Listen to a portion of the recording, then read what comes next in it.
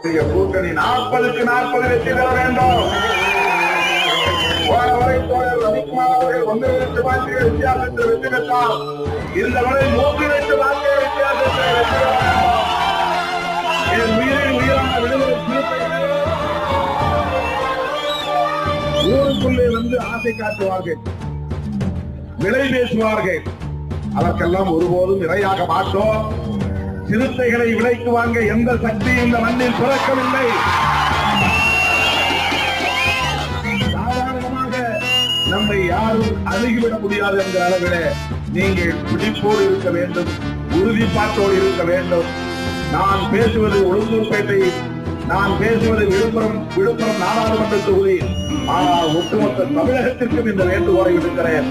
திமுக கூட்டணி வெற்றி பெறுவதற்கு தமிழ்நாடு முழுவதும் விடுதலை சிறுத்தைகள் தான் காரணம் என்கிற அளவுக்கு